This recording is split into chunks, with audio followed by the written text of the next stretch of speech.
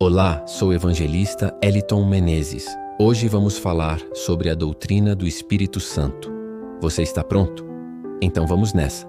Atos 5:3 até o 4 diz: Disse então Pedro: Ananias, por que encheu Satanás o teu coração para que mentisses ao Espírito Santo e retivesses parte do preço da herdade?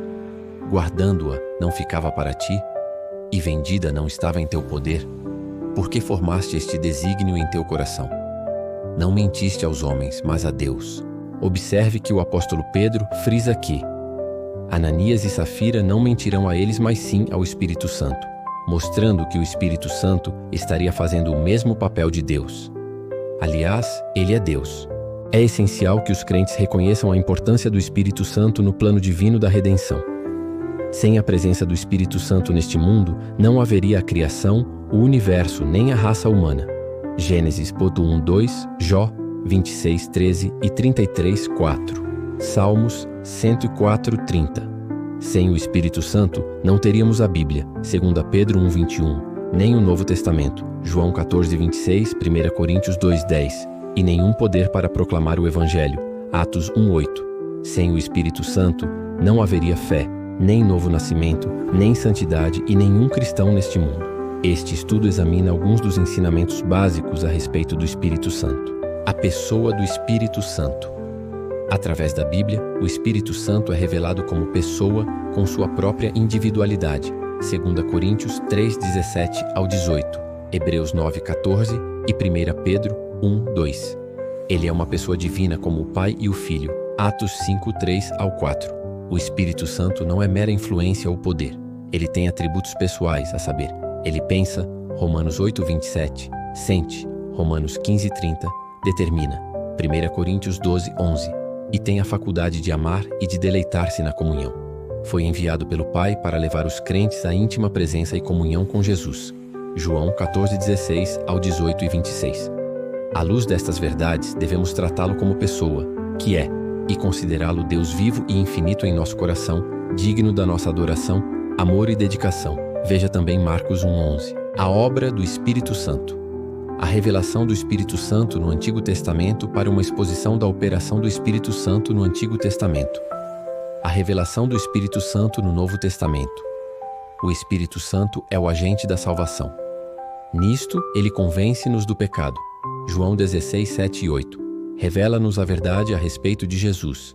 João 14:16 e 26. Realiza o novo nascimento. João 3:3 ao 6. E faz-nos membros do corpo de Cristo. 1 Coríntios 12:13. Na conversão, nós, crendo em Cristo, recebemos o Espírito Santo. João 3:3 ao 6 e 20 e 22. E nos tornamos coparticipantes da natureza divina. 2 Pedro 1:4. O Espírito Santo é o agente da nossa santificação. Na conversão, o Espírito passa a habitar no crente, que começa a viver sob sua influência santificadora. Romanos 8:9, 1 Coríntios 6:19. Note algumas das coisas que o Espírito Santo faz ao habitar em nós. Ele nos santifica, purifica, dirige e leva-nos a uma vida santa, libertando-nos da escravidão ao pecado. Romanos 8:2 ao 4, Gálatas 5:16 ao 17, 2 Tessalonicenses 2:13. Ele testifica que somos filhos de Deus, Romanos 8:16.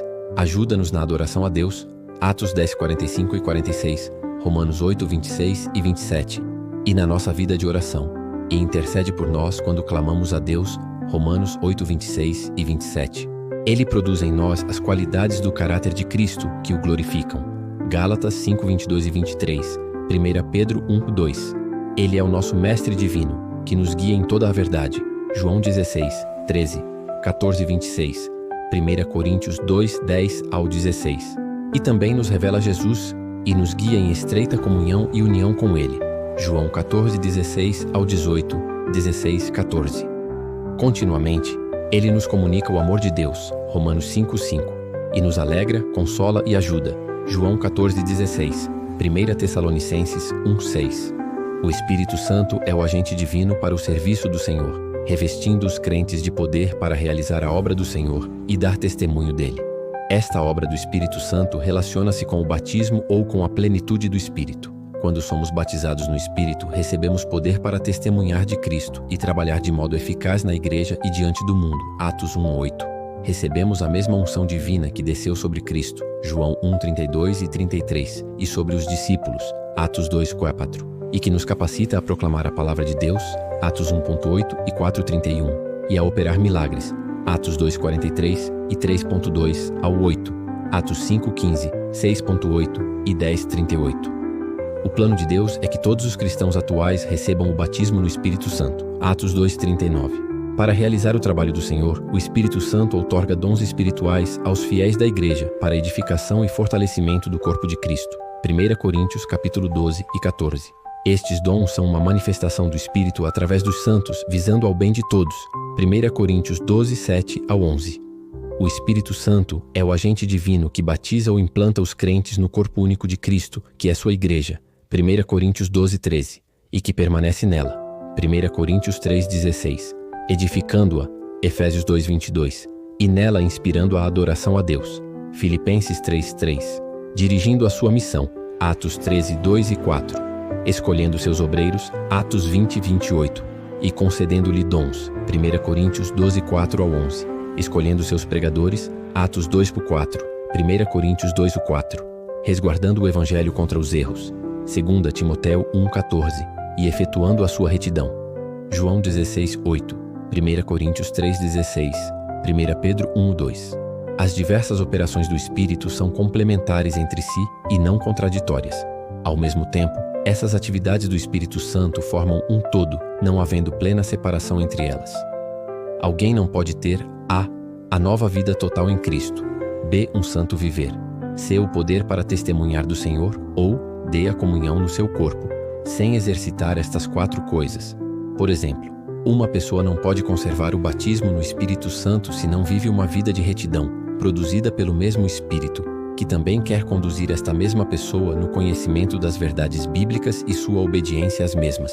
Se você gostou desse vídeo, se inscreva no canal, deixa seu like, envia para o seu amigo que precisa aprender sobre a palavra de Deus. Deus abençoe você e sua família em nome de Jesus.